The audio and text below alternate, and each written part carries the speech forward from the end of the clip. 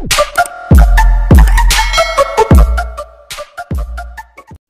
mga master! Welcome back again to our channel. Panibagong araw, panibagong kabanata na naman ang pagsamasamayin natin ngayong araw na ito.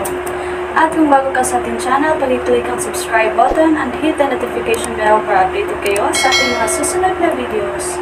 So mga master, bago natin simulan ang ating kabanata ngayong araw na ito, huwag po sana natin skip yung ads mga master, no, dahil malaking bagay na po yan sa ating munting channel. So simulan na natin kabanata ngayong araw na ito. Let's go! Kabanata 2591-2610.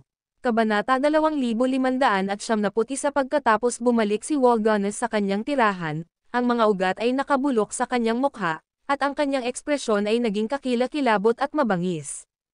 Naramdaman niya ang lakas ni James. Ang ranggo ni James ay hindi gaanong mahalaga, at hindi siya nagbabanta sa kanya. Sa Planet Galileo, makakasama niya ang Providence at kayamanan ni James. Hindi alam ni James na ang isang balangkas laban sa kanya ay dahan-daang nagbubukas. Hindi siya nagtiwala. Walganes, na naniniwala na siya ay nagtataglay ng malisyosong hangarin. Gayunpaman, wala siyang ideya kung ano siya. Sa susunod na ilang araw, nanatili si James sa likuran ng Crepe Myrtle Sword. Pangunahing rurok ng pavilion. Lumipas ang mga araw. Sa isang sulyap ng isang mata, si James ay nasa Sangria sa loob ng 29 na araw. Sa sandaling iyon, ang mga bituin ng bituin ay nag-iilaw sa gabi. Si James ay nakaupo sa isang upuan sa looban habang pinapanood ang pitch black na kalangitan at ang mga bituin sa itaas habang siya ay nagbulong. Ngayon ang 29 na araw, at bukas ay magiging ika-30 araw. Sinabi ni Shiana na walang tao ang maaaring tumagal ng higit sa isang buwan sa mga hangganan ng Sangria. Kung makakaligtas ako ngayong gabi, ako ang magiging fated na isa sa mga alamat. Panipi. Huminga ng malalim si James. Ito ay isang matigas na gabi upang magtiis. Pareho siyang natakot at nag-aalala, natatakot na hindi niya ito magawa ngayong gabi. Natatakot siya na baka masumpa siya at mamatay sa isang mahiwagang paraan. Tool ng espiritu, kailangan mong bantayan ako sa lahat ng oras. Sa sandaling ipinakita ko ang anumang mga kakatwang sintomas, ilabas mo ako kaagad sa Sangria. Panipi. Dumating ang boses ng tool ng espiritu. Magpahinga ka ng madali, tiyak na titingnan kita. Sa sandaling ang iyong katawan ay nagpapakita ng anumang mga kakatwang sintomas, agad akong makialam at palayo sa iyo. Panipi. Naririnig ito, hinalinhan si James. Kasabay nito, sa likuran ng bundok ng Crepe Myrtle Sword Pavilion, ang Master ay nakatayo sa tabi ng isang bangin. Bago siya lumayo ng isang glimmering purple sword. Habang ang enerhiya ng Taybak ay nagliliyab ng enerhiya ng Taybak, hindi mabilang na lilang energies ang nakapaloob sa Taybak, na nagmula sa isang nakasisindak na hangarin ng Taybak sa paligid nito. Ang Crepe Myrtle Sword Master ay nagsasanay ng kanyang mga gumagalaw na Taybak. Samantala, isang napakarilag na babae ang dahan-daang lumakad papunta sa kanya. Habang papalapit siya sa kanya, napansin niya ang kumikinang nalilan na ilaw ng Taybak sa hangin. Ang mga ilaw ng Taybak na ito ay nagtataglay ng napakalawak na kapangyarihan, ang bawat isa ay may kapangyarihan upang puksin ang isang sambong. Panipi. Tulad ng inaasahan ng Master, ang kanyang swordsmanship ay tunay na walang kapantay. Ang boses ni Shiana ay bumagsak sa buong lugar. Ang lila na Taybak ay pumasok sa kaluban nito, at ang ilaw ng Taybak ay nawala. Tumalikod ang Swordmaster at tiningnan si Shiana na papalapit sa kanya. Ang iyong kamahalan ay tila nasa mabuting kalagayan. Ang Grand Army ng Corinth ay umaatake sa lungsod ng Makia habang nagsasalita kami, na nagdudulot ng hindi mabilang na mga casualty. Hindi ka ba babalik at kumuha ng helmet? Panipi. Nakasuot ng isang grim expression, nagbuntong hininga si Shiana. Ano ang punto ng pagbabalik? Hindi ko mababago ang pangkalahatang sitwasyon doon. Sa lakas ng Makia City at sumpa ng Sangria, ang lungsod ay dapat na humawak ng isa pang 3 taon.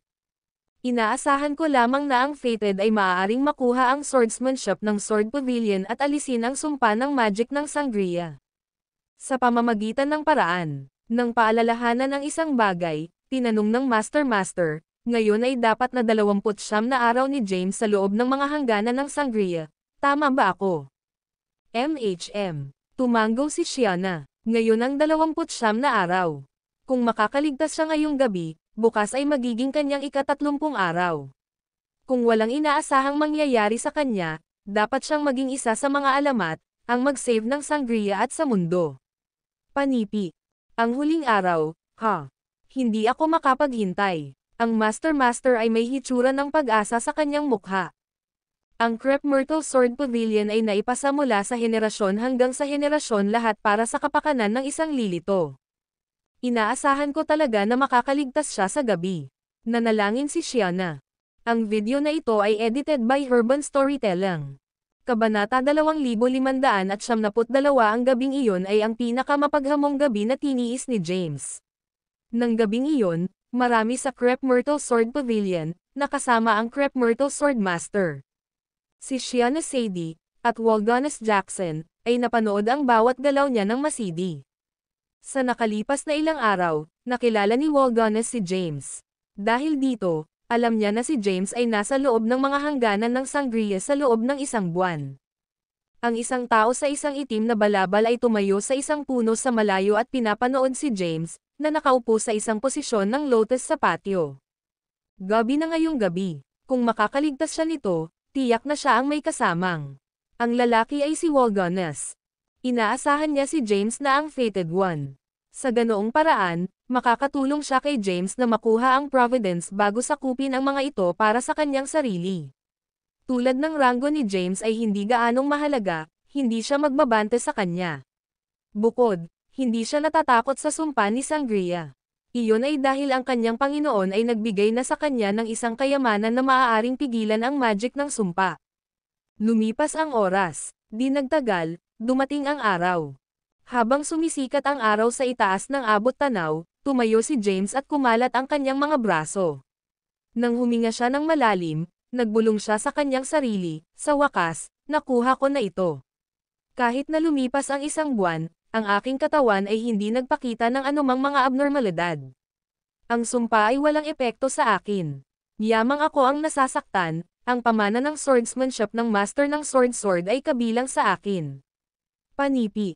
Kasabay nito, dalawang nakamamanghang kagandahan ang lumakad sa looban. Sila ang Crepe Myrtle Sword Master at Empress Shiana. James. Natutuwa, tumawag si Shiana kay James. Isang buwan na ang lumipas. Ikaw lamang ang tao sa kasaysayan na nanatili sa loob ng mga hangganan ng sangria ng higit sa isang buwan. Panipi. Nabalisa, sinabi ng Crepe Myrtle Sword Master, totoo ito. Ang mga alamat ng aming mga ninuno ay totoo, may talagang isang nasakop. Ang Crepe Myrtle Sword Pavilion ay nagbabantay sa kanyang lugar sa loob ng maraming mahabang taon. Sa wakas, dumating na ang fated. Panipi. Habang nasa sabik sila, nagsalita sila ng hindi sinasadya. Sa sandaling iyon, isang tao sa isang itim na balabal ang lumakad sa kanila at binati si James mula sa malayo, na nagsasabing nakangiting, "Hoy doon, James." Swordmaster, iyong kamahalan, Waldonis. Binati rin sila ni James. Lumakad si Waldonis patungo kay James at niyakap siya, nakangiti. Tama ako sa lahat, ikaw ang iba pang fated.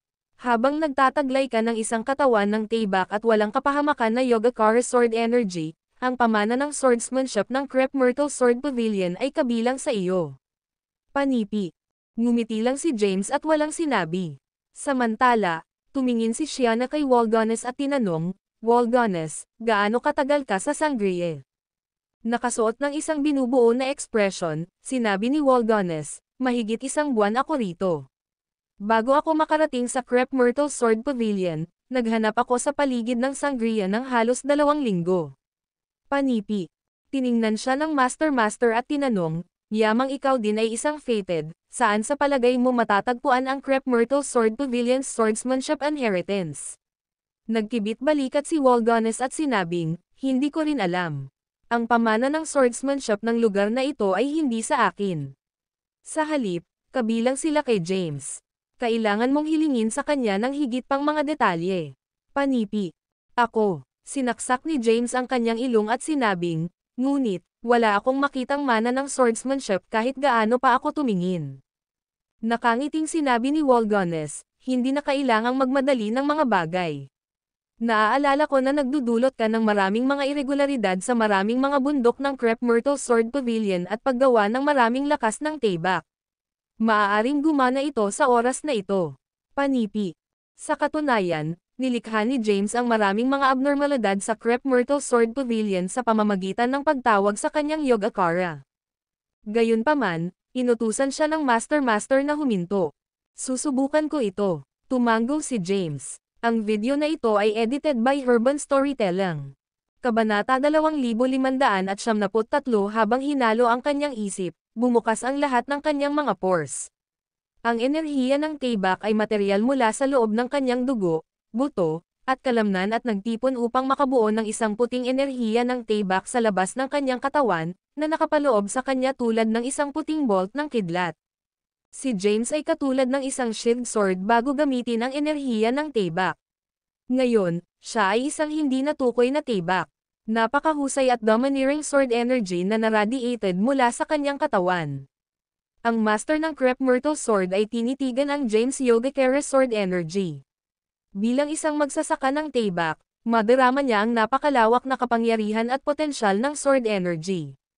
Kapag nilinang sa pinnacle nito, maaari itong sirain ang anumang bagay sa landas nito. Si Wolganes ay naiinggit kay James. Huminga ng malalim, nagbulong siya sa ilalim ng kanyang hininga. Tulad ng inaasahan ng enerhiya ng tayback na naiwan ng master ng sword, nagtataglay ito ng gayong kapangyarihan ng domineering kahit na sa unang yugto ng Yogacara. Sa sandaling maabot nito ang ikatlong yugto ng Yogacara, maaari itong puksain ang sinuman at anumang bagay sa paraan nito. Anong kapangyarihan? Kahit na si Shiana ay bihasa sa swordsmanship, naniniwala siya na ang enerhiya ng tayback na ito ay nakakatakot. Sa sandaling si James Yogacara Sword Energy ay naging materyal, isang malakas na hangarin ng tayback na dumaan sa Crep Myrtle Sword Pavilion. Sa ilalim ng impluwensya ng hangarin ng tayback, ang lahat ng 1,008 mga bundok ng pavilion ay umiling. Habang sila ay nanginginig, ang enerhiya ng tayback ay materyal mula sa loob ng mga bundok. Sa isang instant, libo-libong mga energies na energy spurred sa hangin, nakikipag-ugnay sa bawat isa. Naakit nito ang atensyon ng maraming mga alagad, na nagtaas ng kanilang mga ulo at tumingin sa kalangitan. What majestic sword energy! Ang lahat ng nakatagong enerhiya ng tayback sa mga bundok ng Crep Myrtle Sword Pavilion ay lumitaw. Marami ang natigilan. Si James, Wolganes, ang Crep Myrtle Sword Master, at lahat ay tumingin sa langit ang Empress Shiana. Pagkaraan ng ilang oras, tiningnan ni Wolganes si James at sinabi ng may kakaibang hitsura sa kanyang mukha, "James, naniniwala ako na ang mga energies ng tayback na ito ay espesyal na inihanda para sa iyo. Ang mga ito ay enerhiya para sa iyong Yogacara. Sa pamamagitan ng pagsipsip ng mga energies ng tayback na ito, ang iyong Yogacara ay tiyak na magbabago muli." Panipi. Si James ay may parehong pakiramdam dati. Gayunpaman, wala siyang pagkakataon na subukan ang mga bagay. Sinabi ni Wolganes, "Siguro kailangan mong sumipsip ng mga energies ng tayback na ito upang makuha ang pamana ng swordsmanship." Nakuha ito. Tumango si James. Pagkatapos, gumalaw ang kanyang isip. Pinahusay niya ang kanyang Yogacara upang makuha ang energies ng tayback sa hangin. Sa sandaling iyon, ang makapangyarihang hangarin ng tayback ay mula sa loob ng James Yogacara Sword energy at lumusot sa nakapaligid na lugar. Ang hindi mabilang na tayback. Ang mga energies sa hangin ay lahat ay nahaharap sa enerhiya ng sword ni James na parang kotowang sa isang kataas-taasang pagkatao. Sa sandaling iyon, hindi mabilang na energies ng tayback na sisingilan sa enerhiya ng sword ni James, na sumisipsip sa kanilang lahat. Pagkatapos, sa sandaling iyon, nagsimula itong sumailalim sa mga pagbabago. Tulad ng naisip ko, nang makita ito, huminga ng malalim si Wolganes at sinabi, "Talagang espesyal na inihanda para sa iyo." Lihim siyang naiinggit kay James. Kung hindi sa katotohanan na kailangan pa rin niya si James upang makuha ang walang kapantay na swordsmanship at ang sumpa magic, kukunin na niya ang kanyang kayamanan para sa kanyang sarili. Ang pagsugpo sa pagnanais sa kanyang puso, malamig siyang sumingit ng lihim. "Tangkilikin ito habang maaari mo, para sa lahat ng mayroon ka ay sa akin." Ang video na ito ay edited by Urban Storytelling. Kabanata 2574 James Yogakara Sword Energy ay nagdala ng mga abnormalidad sa mga bundok ng Crep Myrtle Sword Pavilion. Ang enerhiya ng Taybak ay naging material mula sa loob ng libo-libong mga bundok at naging puro na enerhiya bago nasisipsip ng kanyang enerhiya ng Taybak ng Yogakara. Sa sandaling iyon, ang kanyang Yogakara Sword Energy ay nagsimulang sumailalim sa mga pagbabago. Ang bawat tao'y napanood ng mabuti sa mga mata ng inggit, lalo na ang master ng Crep Myrtle Sword. Bilang pinuno ng Crep Myrtle Sword Pavilion, alam niya ng malinaw kung gaano kalakas ang enerhiya ng Taybak. Ang Sword Pavilion mismo ay isang malakas na bilog na magic. Hanggat ang isa ay nasa loob ng pavilion ng Taybak, ang enerhiya ng Taybak ng isang tao ay hindi sinasadya na maiiwasan ng mga bundok at maitago habang nilinang ang isa. Sa paglipas ng oras, ang enerhiya ng Taybak na naipon ay nakakatakot. Ngayon, pinakawalan sila at hinihigop ni James. Mukhang hindi niya magagawang matapos ang pagsipsap sa kanila sa isang maikling oras. Matapos sumulyap kay James, sinabi ni Shiana, dapat tayong umalis ngayon at hayaan siyang maging. Tumango ang Crep Myrtle Swordmaster. Pagkatapos, lumingon sila upang umalis. Samantala, umalis din si Waldonis sa lugar na ito. Di nagtagal, nanatili lamang si James. Naupo siya sa isang posisyon ng lotus sa lupa habang ang isang puting Taybak na enerhiya na katulad ng isang bolt ng kidlat ay nakapaloob sa kanya. Ang enerhiya ng Taybak ay nagniningning ng maliwanag at nakasisilaw. Libo-libong mga energies ng Taybak na natipon sa kalangitan, ang bawat isa sa kanila ay nagtataglay ng napakalaking kapangyarihan. Ngayon, sila ay hinihigop ng enerhiya ng sword ni James na gagamitin bilang pataba. Naramdaman ni James na ang kapangyarihan ng kanyang Yogakara Sword Energy ay lalong lumalakas. Kung nilinang niya ang hakbang-hakbang, kakailanganin niya ng hindi bababa sa isang siglo upang maabot ang ikalawang yugto ng Yogakara. Ngayon, ang mga bagay ay naiiba sa napakaraming enerhiya ng Taybak. Sa loob lamang ng 3 araw, ang kanyang Yogakara ay mababago. Sa isang sulyap ng isang mata, 3 araw na ang lumipas, at nagbago ang enerhiya ng sword ng Yogakara ng James. Ang puting enerhiya ng Taybak ay naging ginto, at ang lakas nito ay tumaas ng malaki. Sa sandaling iyon, ang hangarin ng Taybak ay naging material mula sa loob ng kanyang katawan tulad ng isang hindi masisira na talam. Ang ikalawang yugto ng mage rank. Matapos makagawa ng isang tagumpay, huminga ng malalim si James. Para sa pambihirang tagumpay na ito, walang selyo ng Elisha na lumitaw sa loob ng kanyang katawan. Sa makatuwid, pinamamahalaan niya upang maisakatuparan ng madali ang pambihirang tagumpay. Samantala, marami pa ring lakas ng Taybak sa kalangitan. Tiningnan ni James ang hindi mabilang na energies ng Taybak sa kalangitan at patuloy na nagtatanim. Ang ranggo ng mage ay may 3 yugto. Sa ilalim ng normal na mga pangyayari, ang pag-abot sa ikatlong yugto mula sa ikalawang yugto ay magiging napakahirap. Ang mga ordinaryong magsasaka na nagtatanim ng hakbang-hakbang ay mangangailangan ng hindi bababa sa 1,000 taon. Gayunpaman, sa gayong marilag at puro na lakas ng Taybak dito, tinansya ni James na kailangan lamang niya ng humigit kumulang 10 araw upang makamit ang isa pang tagumpay. Sa pamamagitan ng bangin sa likuran ng Crep Myrtle Sword Pavilion ay tumayo ng 2 nakamamanghang kagandahan. Ang kanilang mga titig ay naayos sa isang manor sa malayo. Sa sandaling iyon, ang manor ay ganap na nakapaloob sa enerhiya ng Taybak. Ang hangarin ng Taybak na si James Exodes ay lumalakas at mas malakas. Ang Crep Myrtle Swordmaster ay tumingin kay James, na nasa malayo, at sinabi na may isang pahiwatig ng pagkabigla sa kanyang mukha, kahit na hindi pa niya maabot ang ranggo ng pagdurusa, pinalabas niya ang isang mapanganib na aura. Tulad ng isang talam na malapit ng hindi matitinag, tinamaan niya ang takot sa akin. Panipi. Tumango si Shiana at sinabi, parehas rin akong pakiramdam. Kahit na ang kanyang ranggo ay hindi gaanong mahalaga, ang kanyang Yogakara ay masyadong nakakatakot. Tulad ng inaasahan ng enerhiya ng Taybak na naiwan ng Master ng Ancestral Sword. Talagang inaasahan kong nasasaksihan kung ano ang hitsura ng walang kapantay na swordsmanship. Panipi. Si James Aura ay lumalakas, napakalakas na kahit na ikinagulat nito ang Crep Myrtle Swordmaster at Shiana. Ang video na ito ay edited by Urban Storytelling. Kabanata 2575 Wolgones, sa kabilang banda, ay lihim na nanonood kay James. Ang marahas na pagtaas sa aura ni James ay naiinggit sa kanya. Sa parehong oras, gayunpaman, lihim siyang nagalak. Iyon ay dahil, sa kanya, lahat ng bagay ay malapit na sa kanya si James. Matapos makuha ni James ang walang kapantay na swordsmanship at ang magic ng sumpa, gagawa siya ng isang paglipat. Sa pag-iisip tungkol dito, hindi niya maiwasang magngisi. Lumipas ang oras, at si James' aura ay lalong lumalakas. Sa isang sulyap ng isang mata, 10 araw na ang lumipas. Ngayon, ang energies ng Taybak sa kalangitan ng Crep Myrtle Sword Pavilion ay halos ganap na nawala. Sila ay hinihigop ni James at naging pataba ng kanyang Yogacara. Sa kasalukuyan, naabot ni James ang 3 yugto ng Mage Rango. Hanggat gusto niya, maaari siyang tumawid sa ranggo ng pagdurusa anumang oras. Ang isang alon ng enerhiya ng Taybak ay nakapaloob sa kanya at sumailalim sa isa pang pagbabago. Ang unang yugto ng Yogacara ay puti at ang pangalawang yugto nito ay ginto. Ngayon, nang maabot niya ang 3 yugto, ang enerhiya ng Taybak ay tumalikod mula sa ginto hanggang pula.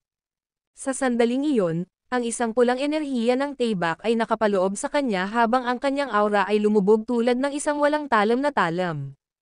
Tulad ng pag-iisip ni James, ang enerhiya ng Taybak sa kanyang paligid ay naging material upang makabuo ng isang pulang Taybak. Ang paghawak ng Taybak sa kanyang kamay, ang Taybak ay nagliliwanag ng isang pulang glow, at ang domineering sword intention ay mula sa loob. Nang makita ito, nagsuot si James ng isang binubuo na ekspresyon sa kanyang mukha. Gamit ang Yogacara na ito, ano ang dapat kong matakot? Si James ay nakangiti ng may kumpiyansa. Pagkatapos, hinalo ng kanyang isip, at ang Taybak sa kanyang kamay ay nagbago sa mga thread ng Taybak. Energies bago pumasok sa kanyang katawan. Pagkatapos, huminga siya ng malalim at pinigilan ang kanyang aura. Sa sandaling tumigil siya sa paglilinang, lumitaw si Wolgones. Binabati kita sa pagkuha ng mas malakas, James. Ngayon, papalapit ka sa ranggo ng pagdurusa. Nangangahulugan ito na mas malapit ka sa pagiging isang sambong, sabi ni Wolgones na may ngiti sa kanyang mukha. Pagkatapos, ang Crep Myrtle Swordmaster at Shiana ay lumitaw din. Tiningnan nila si James na may nasiyahan na mga ekspresyon sa kanilang mga mukha. Sinabi ni Wolgones, ngayon, hinihigop mo ang enerhiya ng Taybak na naimbak sa Crep Myrtle Sword Pavilion sa loob ng maraming taon. Sa palagay ko ay espesyal na inihanda para sa iyo upang makakuha ng walang kapantay na swordsmanship. Bakit hindi mo subukang maghanap muli ng walang kapantay na swordsmanship? Panipi. Oo naman, tumingin ako sa paligid. Tumango si James. Pagkatapos, sinamahan ni Wolgones, ang Crep Myrtle Swordmaster, at Shiana, nagsimula siyang maghanap sa paligid ng pavilion ng Taybak. Gayunpaman, kahit gaano kahirap ang pagtingin niya, hindi niya mahahanap ang swordsmanship o anumang mana. Pagkaraan ng ilang araw, sa rurok ng Crep Myrtle Sword Pavilion.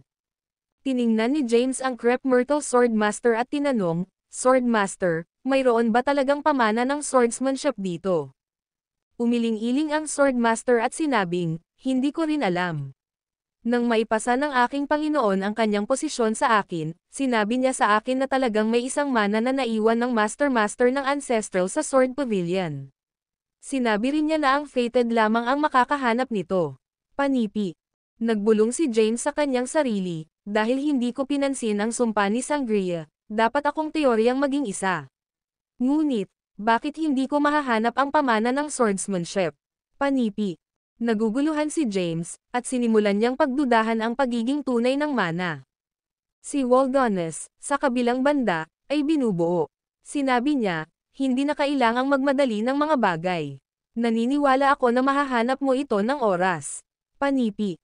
Matapos ang maikling pagmumuni-muni, sinabi ni James, ilang araw na kaming naghahanap. Magpahinga tayo ngayong gabi at magpatuloy bukas ng umaga. Panipi. Tumango sila sa kasunduan.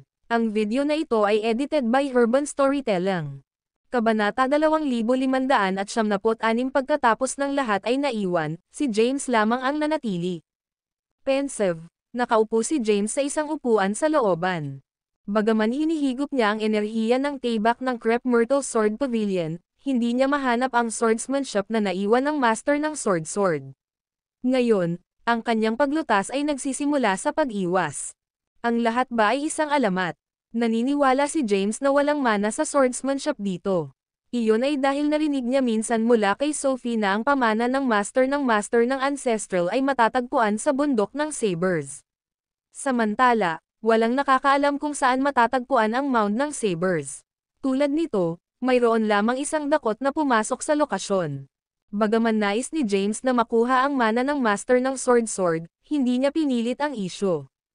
Nakakuha na siya ng maraming mga benepisyo sa Crep Myrtle Sword Pavilion.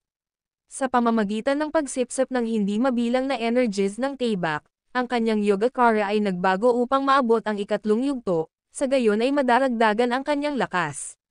Sa kasalukuyan, maaari siyang tumawid sa ang ranggo ng pagdurusa anumang oras na nais niya. Ang ranggo ng pagdurusa ay may 3 pagdurusa. Kapag na-overcame niya silang lahat, siya ay magiging isang sambong.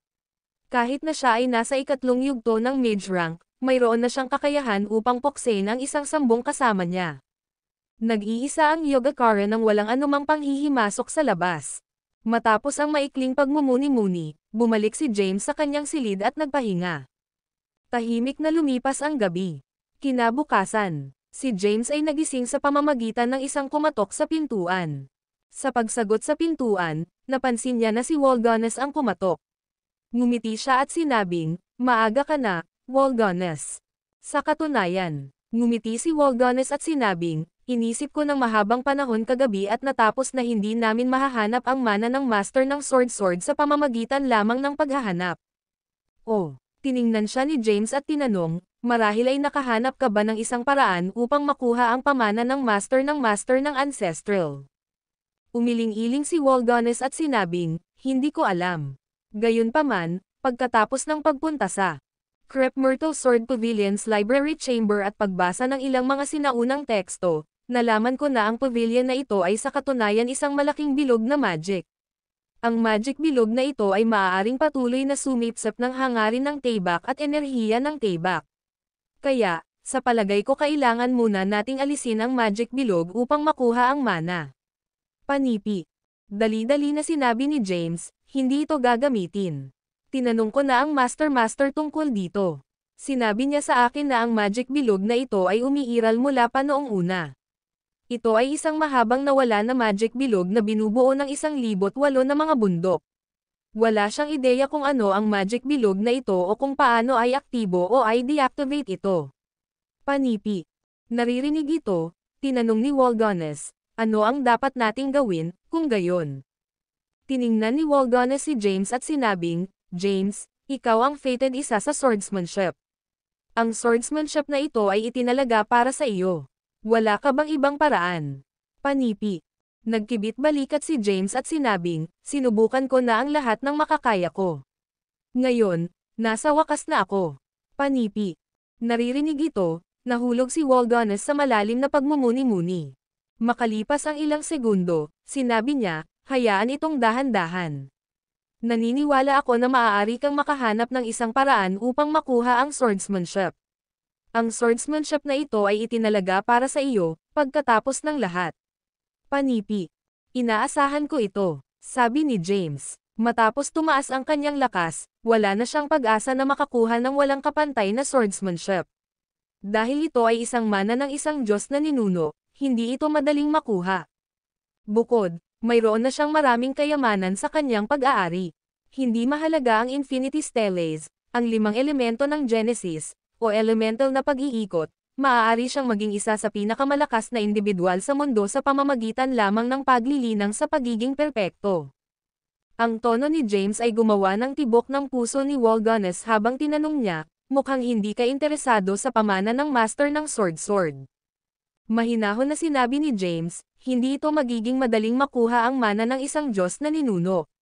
Kung ito ay tunay na pag-aari sa akin, makukuha ko ito ng maaga o huli.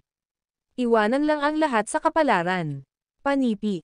"Nakikita ko," sinabi ni Walganes. Ang video na ito ay edited by Urban Storytelling. Kabanata 2577 pagkatapos, wala siyang sinabi at tumitig sa malayo. Parang malalim siya sa pagmumuni-muni. Walang sinabi si James. Ang eksena ay nahulog sa isang nakamamatay na katahimikan. Makalipas ang 1 minuto, biglang sinabi ni Waldones, "Paumanhin sa pag-abala sa iyo, James." Sinasabi iyon, hinawakan niya ang kanyang mga kamao at tumalikod. Samantala, bumalik si James sa kanyang silid, umupo sa kanyang kama, at malumanay na hinaplos ang kanyang mga templo. Mayroon bang isang mana na naiwan ng master ng ancestral sword dito? Bulong siya. Pagkatapos, tinanong niya ang tool ng espiritu. Gayunpaman, ang tool ng espiritu ay walang mas mahusay na iminumungkahi at sinabi lamang kay James na iwanan ang lahat sa kapalaran. Matapos umalis si Waldones, naghanap siya ng master ng Crepe Myrtle Sword. Sa sandaling iyon, siya ay nasa isang closed-door meditation sa likuran ng bundok. Nakasuot ng isang lilang damit, nakaupo siya sa isang posisyon ng lotus habang nag-aalis sa kalagitnaan ng hangin. Ang kanyang mahabang itim na buhok ay lumipad, at ang kanyang katawan ay napapalibutan ng lilang ilaw ng taybak, na mukhang hindi mailalarawan na nakasisilaw. Nang madama ang presensya ni Waldones, pinigilan niya ang kanyang aura at bumaba mula sa kalangitan, na tumatagal sa lupa. Waldones. Nagsalita siya sa isang malambing na tinig. Ngumiti si Waldones at hinawakan ang kanyang mga kamao. "May bagay ba?" tanong niya. Tiningnan siya ni Waldones at sinabing may ngiti, "Pumunta ako rito para sa pamana ng swordsmanship. Nais kong tulungan si James na makuha kung ano ang kanya panipi." Sinulyapan siya ng master at malamig na sinabi, "Hindi ka ba masyadong nakatuon sa ito?" Ipinaliwanag ni Waldones, "Upang makuha ang magic ng sumpa, kailangan ko munang makuha ang mana ng swordsmanship ng Crepe Myrtle Sword Pavilion. Iyon ang kinakailangan para lumitaw ang sumpa ng magic panipi." "Ganun ba?" Ang Swordmaster ay nagdududa. Hindi pa niya ito narinig. Wala rin siyang ideya kung saan nalaman ni Waldones ang mga piraso ng impormasyon na ito. "Nagsasalita ako ng katotohanan," sabi ni Waldones ng may kumpiyansa. "Ang aking Panginoon ay ang nagsabi sa akin ng lahat ng ito." "Sino ang iyong Panginoon?" Tumingin sa kanya ang Master. "Wala sa iyong pag-aalala. Bilang Master at pinuno ng Crepe Myrtle Sword Pavilion, dapat mong malaman ang isang bagay tungkol sa pamana ng swordsmanship." Si Sangria ay nasa malalim na krisis habang nagsasalita kami. Para sa kapakanan ng Sangria, mangyaring sabihin sa akin ang buong katotohanan. "Hindi ko alam." Umiling-iling ang Swordmaster at sinabing, "Nasabi ko na sa iyo ang lahat ng alam ko." Bumalik noon, nang ipasa ng aking Panginoon ang kanyang posisyon sa akin, sinabi niya sa akin na ang mana ng swordsmanship ay matatagpuan sa loob ng pavilion ng taybak. Iyon lang ang alam ko. "Talaga?" "Oo." Naniniwala si Waldones na nagsisinungaling siya. Bilang pinuno ng Crepe Myrtle Sword Pavilion, walang paraan na hindi niya malalaman. Ang kanyang mukha ay nagdilim para sa isang split segundo bago siya nagmamadaling ngumiti at sinabing, "Sa kasong iyon, aalis ako. Balak kong talakayin ito kay James panipi." Ipinakita sa kanya ng Master ang paraan. Tumalikod si Waldones. Sa sandaling iyon, gayunpaman, tinipon niya ang lahat ng kanyang lakas at biglang tumalikod at sinaktan ang kanyang palad. Bago magreaksyon ang Master, ang kanyang dibdib ay sinaktan, at ang napakalawak na kapangyarihan ay kumalat sa buong katawan niya, na sinisira ang lahat ng kanyang mga meridian. Nagudyok siya ng isang bibig ng dugo at ipinadala na lumilipad. Ang video na ito ay edited by Herban Storytelling. Kabanata 2578. Ang master ng taybak ay hindi inaasahan na si Waldones ay mag-ambush sa kanya. Bukod, ang lakas ni Waldones ay mas malaki kaysa sa kanya sa unang lugar. Matapos masaktan, ang kanyang mga meridian ay kumalas, at siya ay gumuho ng labis sa lupa, na naglalabas ng isang bibig ng dugo. Nakatayo ng may malaking kahirapan, tinitigan niya si Waldones, na dahan-daang lumapit sa kanya, at itinuro ang kanyang daliri sa kanya, "Iyo." Habang siya ay nagsalita, ang kanyang mga pinsala ay pinalubha, at gumuho siya muli sa lupa. Sa oras na ito, hindi siya makatayo muli. Si Waldones ay lumakad papunta sa Master, na ang buhay ay nakabitin sa pamamagitan ng isang thread, at tiningnan siya bilang isang masamang pagngiti na gumagapang sa kanyang mukha. "Huwag mo akong sisihin para dito, Master." Inaasahan ko talaga na hindi ito darating. Gayunpaman, tumanggi kang sabihin sa akin kung ano ang nalalaman mo tungkol sa swordsmanship. Panipi. Di hindi ka nais-nais. Sinumpa ang Master. Habang ang kanyang mga pinsala ay malubha, ang dugo ay bumagsak sa kanyang mga labi at marumi ang kanyang lilang damit habang siya ay nagsalita. Bumagsak si Waldones at tinatakan ang kanyang base sa paglilinang. Pagkatapos, siya ay surreptitiously sneak. Walang nakakaalam na si Waldones ay gumawa ng isang hakbang laban sa Master. Matapos mabilanggo ang Master, si Waldones ay naghahanap kay Shiana. Sa sandaling iyon, tinitingnan ni Shiana ang mga ulat ng labanan mula sa frontline.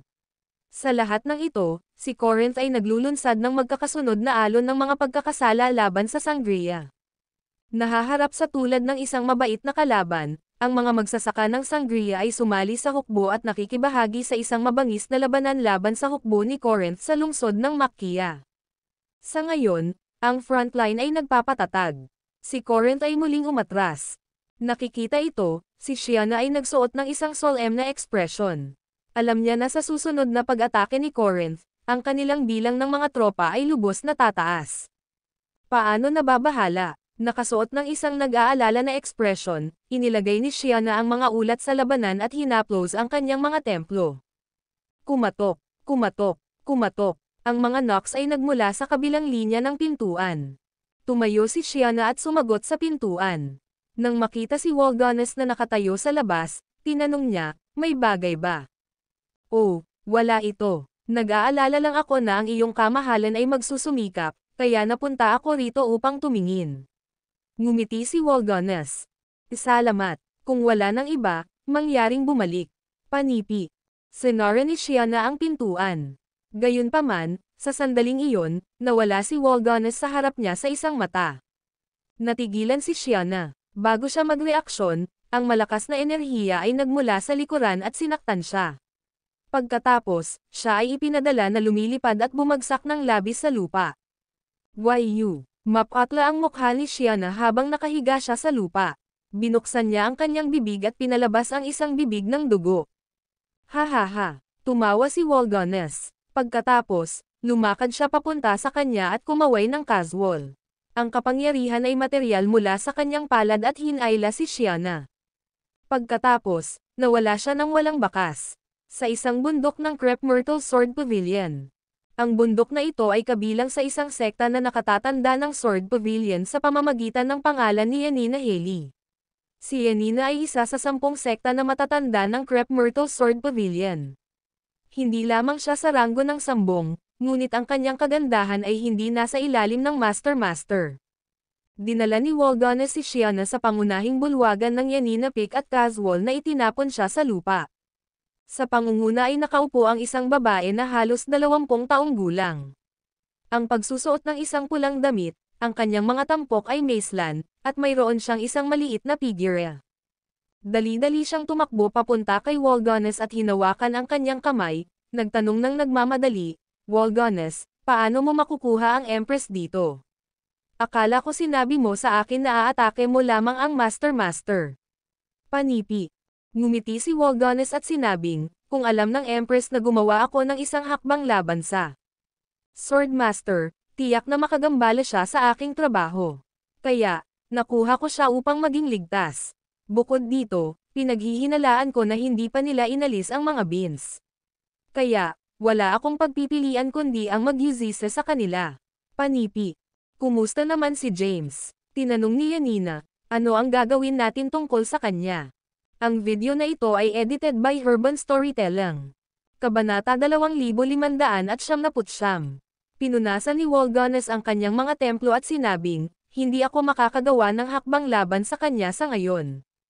Maghay-hinala ba siya? Nag-aalala si Yanina. Nagtaas baba si Waldones at nakangiting nagtanong, bakit?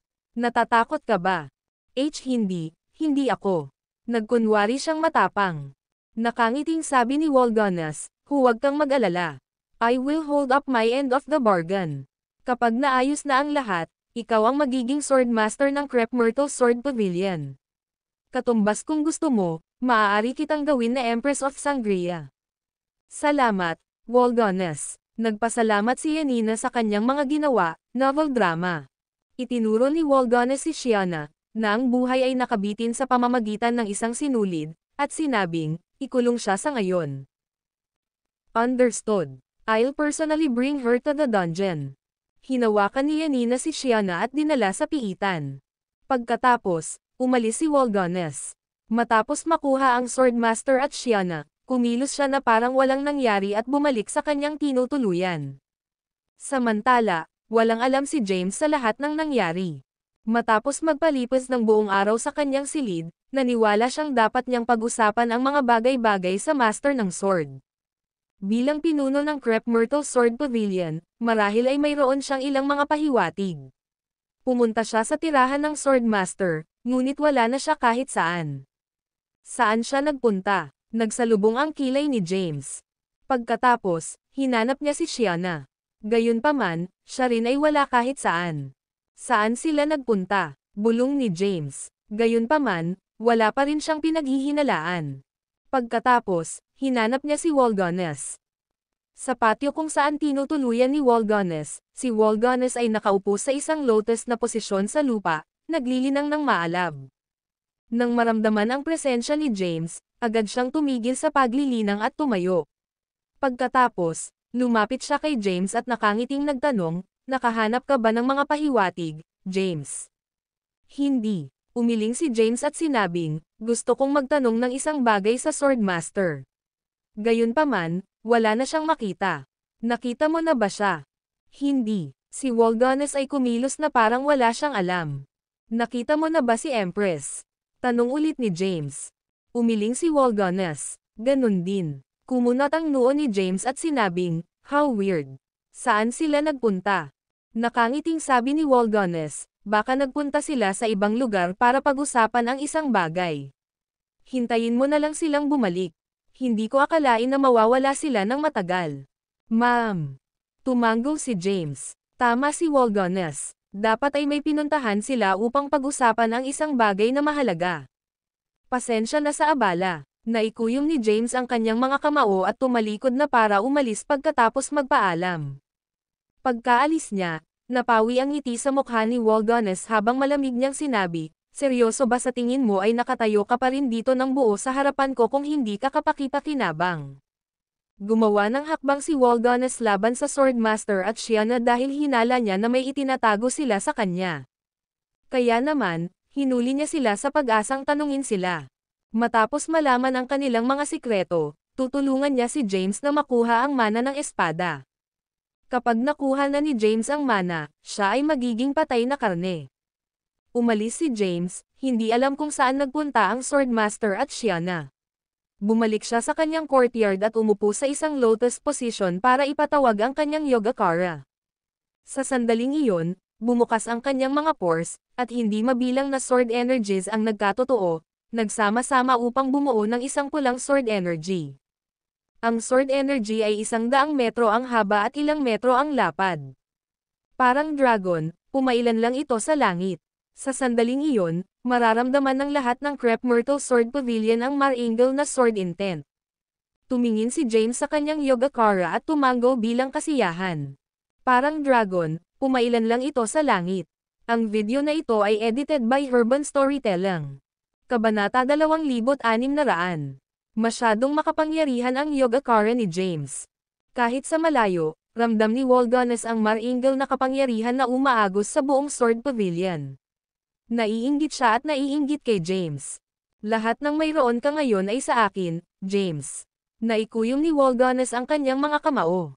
Pagkatapos, umalis siya sa kanyang tirahan at tumungo sa Yanina Peak. Sa kanyang pagdating, lumapit si Yanina sa kanya at nakangiting sinabi, nandito ka, Walganes. Ma'am. Tumango si Walganes at nagutos, magpadala ng mga lalaki para subaybayan ang mga galaw ni James. Naiintindihan. Tandaan, huwag pukawin ang kanyang hinala. Isaisip ko iyon. Matapos ibigay ang kanyang mga utos, nagtungo si Walganes sa piitan ng Yanina Peak. Ang piitan ay madilim at mamasa-masa, at ang amoy ng pagkabulok ay tumagos sa hangin. 2 babae ang nakulong doon, ang Swordmaster at Empress Shiana. Nagdusa sila ng mga pinsala, at ang kanilang mga base ng paglilinang ay nabuklod. Binuksan ni Wolganes ang selda ng Master ng Sword at pumasok. Ang Sword Master ay nakahiga sa lupa, humihingal. Nang marinig niya ang mga yabag ng paa, binuksan niya ang kanyang mga mata. Sa madilim na ilaw, nakita niya si Wolganes na papalapit sa kanya. Bagamat gusto niyang tumayo, hindi siya makapagbigay ng kahit isang onsa ng lakas. W. Wolganes Jackson, ano sa tingin mo ang ginagawa mo? Tanong niya sa mahinang boses. Casual na ikanaway ni Wolganes ang kanyang kamay, at ang isang upuan ay mahiwagang lumitaw mula sa manipis na hangin. Naka-cross-legged siya sa upuan at tumingin sa Swordmaster, nakangiting sinabi, dapat alam mo kung ano ang gusto ko, hindi ba? Hindi ko alam. Tumigil ka na sa paglalaro. Galit na galit, ikanaway ni Wolganes ang kanyang kamay, at ang master ng espada ay itinaas ng isang malakas na puwersa. Lumitaw siya sa gitna ng hangin. Galit na sinabi ni Wolganes, gusto kong sabihin mo sa akin ang lahat ng sikreto ng Crep Myrtle Sword Pavilion. Gusto kong sabihin mo sa akin ang kinaroroonan ng mana ng Ancestral Swordmaster. Mahinang sinabi ng Swordmaster, Kay nasabi ko na sa iyo ang lahat ng alam ko Widi, Org. Bago niya matapos ang kanyang pangungusap, ang mga misteryosong itim na karakter ay nagkatawang tao sa palad ni Wolganes at pumasok sa kanyang katawan, novel drama. Kaagad na nagmula sa loob ng kanyang katawan ang matinding sakit, at hindi niya napigil ang mapasigaw sa sakit. Sa pagkakataong iyon, pakiramdam niya ay may milyon-milyong makamandag na insekto na pumupunit sa kanyang laman mula sa loob. May mga ugat sa kanyang maputlang mukha, at ang kanyang ekspresyon ay nakakatakot. Limitado ang pasensya ko, Swordmaster, malamig na sabi ni Wolganes. I gave you a chance, yet, you threw it down the drain. So, don't blame me for what happens next. Anong ginawa mo sa akin? Ang Swordmaster ay umungal, masakit. Bilis, patayin mo ako. Ito ang curse magic. Nagtanim ako ng sumpa sa loob ng katawan mo. Relax, hindi ka pa mamamatay. Gayunpaman, pahihirapan ka ng walang katapusan. Kay kasuklam-suklam ka. Sabihin mo sa akin ang mga sikreto ng Crep Myrtle Sword Pavilion. Hindi ko alam. Org, patayin mo na ako. Ang video na ito ay edited by Herban Storytelling. Kabanata 2601 pinahihirapan ng Walatnas ang Master ng walang katapusang. Gayunpaman, ang Master ay tila hindi alam ang anuman, dahil wala siyang sinabi. Ang mga excruciating na hiyawan ay nagmula sa loob ng dilim at mamasa-masa na piitan.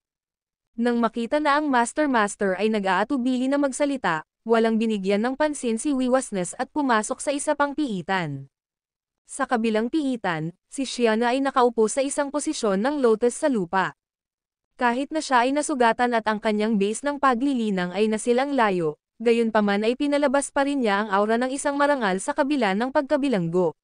Malinaw na ang isipan, at naririnig niya ang mga nakasisigaw na Master na sumisigaw. Naglakad si Wiwang Agnes sa kanya at sinabi ng malamig, tulad ng inaasahan ng isang empress. Pinapanatili mo ang iyong pag-iingat kahit na ikaw ay isang bilanggo. Panipi. Sinulyapan siya ni Shiana at sinabing may binubuo na ekspresyon, hindi ito gamit, walasnos. Wala akong ideya kung paano mo napansin ang sumpa ni Sangria, ngunit sigurado ako na hindi ka ang nasakop. Tanging ang nababaluktot na may kakayahang makuha ang providence ng Sangria. Ang Sangria at ang Crep Myrtle Sword Pavilion ay naipasa mula sa henerasyon hanggang sa henerasyon, subalit walang nakamit ang providence. Panipi. Haha. Ngumiti ng mahina si Wiwang Agnes at sinabing, sa katunayan, hindi ako ang nasasaktan. Gayunpaman, si James ang fated, ang isa na nakalaan upang magkaroon ng patunay na ito. Sa pamamagitan ng pagtulong sa kanya na makakuha ng providence at pag-agaw nito mula sa kanya, ang lahat ay magiging akin sa wakas. Panipi. Naririnig ito, natahimik si Shiana. Ipinapaalala sa kanya ni Waling, ang iyong kamahalan, dahil ikaw ay isang taong may mataas na katayuan, hindi ko nais na gawing mahirap para sa iyo ang mga bagay. Bakit hindi mo sasabihin sa akin ang lahat ng alam mo? Interesado lamang ako sa walang kapahamakan na swordsmanship at sumpa ng mahika. Hindi ako interesado na kunin ang iyong buhay o hindi ko inaasahan na gawin kang minahan sa kabila ng iyong nakamamanghang kagandahan. Panipi. May suot na kalmado na ekspresyon, tinanong ni Shiana, ano ang gusto mong malaman? Impormasyon na hindi ko pa alam, sabi ni Wiwang Agnes. Matapos ang ilang pagmumuni-muni, sinabi ni Shiana, ang Master ay walang alam sa mga bagay na ito, kaya't pakawalan mo siya. Sasabihin ko sa iyo ang lahat ng nais mong malaman. Naririnig ito, si Walasnos ay casual na kumaway sa kanyang kamay, at ang mga itim na karakter ay naging material mula sa loob ng Master na nasa piitan sa tabi ng pintuan. Samantala, ang Master ay gumuho sa lupa at nawalan ng malay. Tumingin si Walangus kay Shiana at tinanong, ito ba ay kasiya siya? Huminga ng malalim si Shiana at sinabing, sa katunayan, mayroong mana ng swordsmanship sa Crep Myrtle Sword Pavilion, paano, may ilang mga item na kailangan mong makuha ang mana. Naririnig ito, si Wiwasagnas ay nasisiyahan habang tinanong niya, ano ang kailangan ko? Sinabi ni Shiana, una, kailangan mo ang banal na tibak ng Crep Myrtle Sword Pavilion na naipasa ng matagal. Nakatago sa loob ng Crep Myrtle Sword Pavilion. Panipi. Sinabi sa kanya ni Shiana ang buong katotohanan. Mahusay. Pupunta ako kaagad sa Sangria Palace at makuha ang Imperial Jade Seal at ang Crep Myrtle Divine Sword. Panipi. Umiling-iling si Shiana at sinabing, hindi ito magamit. Sangria ay napawi ang mapa ng maraming beses sa kasaysayan.as tulad, ang Imperial Jade Seal ay matagal nang nawala, even wala akong ideya kung saan matatagpuan ito sa sandaling ito, nang kinaroroonan nito. Panipi. Naglalaro ka ba ng mga trick sa akin? Nagalit, waved ang kanyang kamay at kinaladkad si Shiana, na nakaupo sa isang lotus na posisyon sa lupa, pataas. Hinawakan siya ng leeg, malamig na sinabi niya, babala kita, Shiana, may hindi ka manggahas na magulo sa akin. Kahit na nasa peligro ang buhay ni Shiana, hindi siya natatakot. Siya ay nagsalita sa isang mahina na tinig, nagsasalita ako ng katotohanan, bay sa paghahanap ng Crep Myrtle Divine Sword at ang Imperial Jade Seal ng Sangria, maaari mong ilabas ang selyo ng Sword Pavilion at makuha ang mana ng swordsmanship, ang nakuha mo ang mana, ang sumpa magic ay natural na lilito. Huminga ng malalim si Waling Agus at casual na itinapon si Shiana sa lupa bago lumingon. Pagkatapos, bumalik siya sa pangunahing bulwagan. Pensive, nakaupo siya sa pangunahing upuan at nagmuni-muni.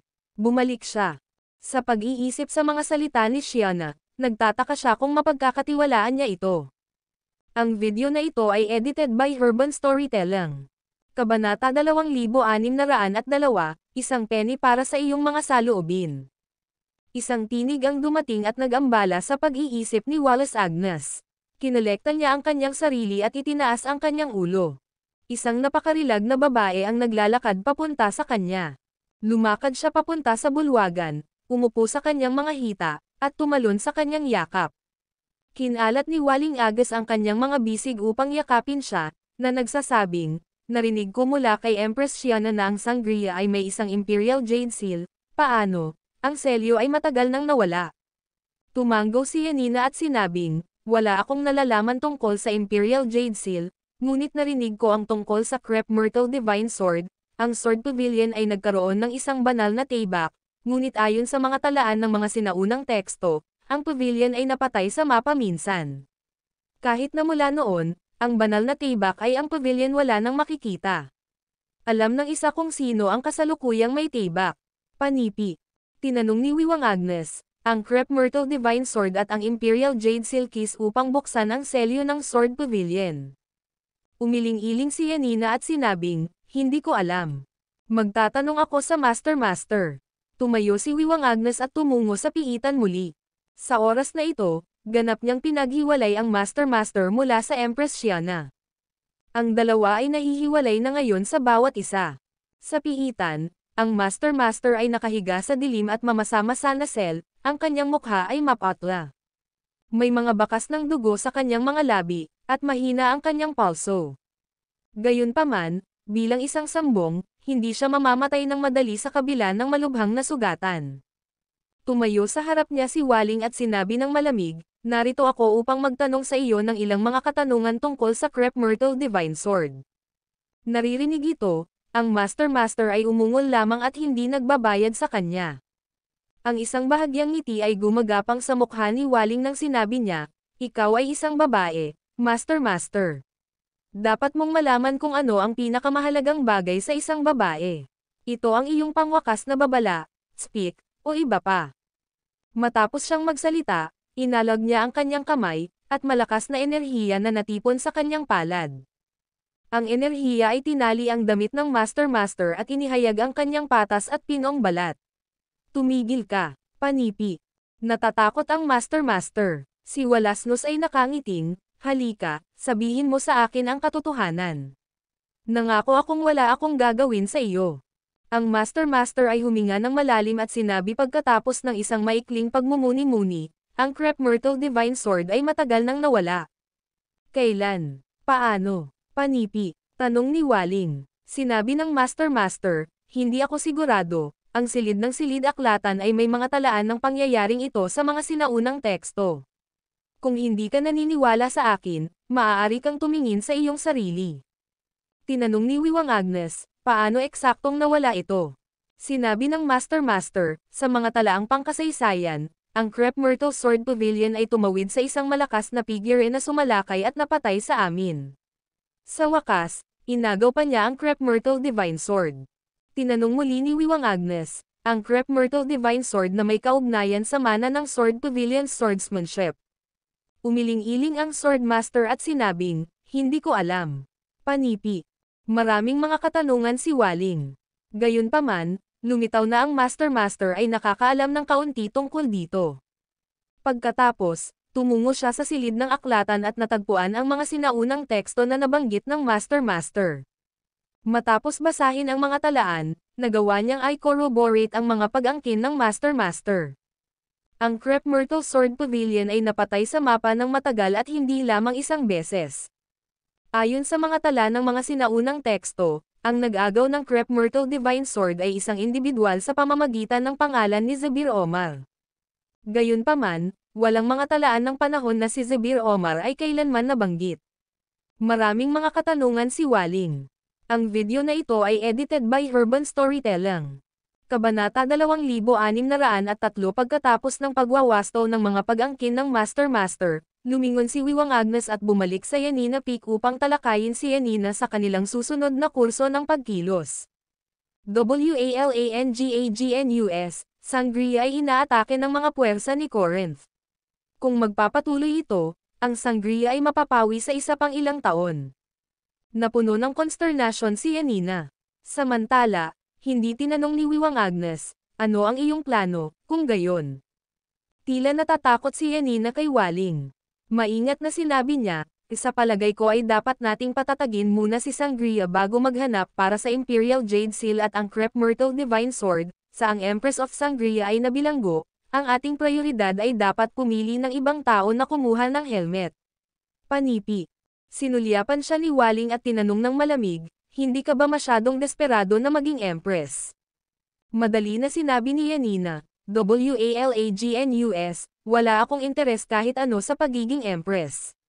Naniniwala ako na hinihiling mo ang tulong ni James para sa iyong plano na magtrabaho. Maaari naming gawin si James na Emperor ng Sangria at manipulahin siya sa pagpapadala ng mga tao upang hanapin ang Imperial Jade Seal at ang Crep Myrtle Divine Sword. Nawala ang pag-iisip ni Wiwang Agnes. Dahil ang Imperial Jade Seal at ang Crep Myrtle Divine Sword ay matagal nang nawala, malapit na imposible na maghanap para sa kanila ng walang anumang mga pahiwatig. Hindi mahulog si Sangria bago mahanap ang kanilang kinaroroonan at makuha ang Providence, so, naniniwala siya na ang iminungkahi ni Yanina ay makatwiran. Sige na, susundin namin ang iyong plano. Gagawin namin si James na Emperor ng Sangria. Paano? Bago iyon, kailangan muna nating pumili ng isang bagong Master para sa Crep Myrtle Sword Pavilion. Kahit na ipinangako ko sa iyo ang posisyon ng Master, kailangan mong hikayatin ang iba pang mga sekta na panganay sa iyong sarili.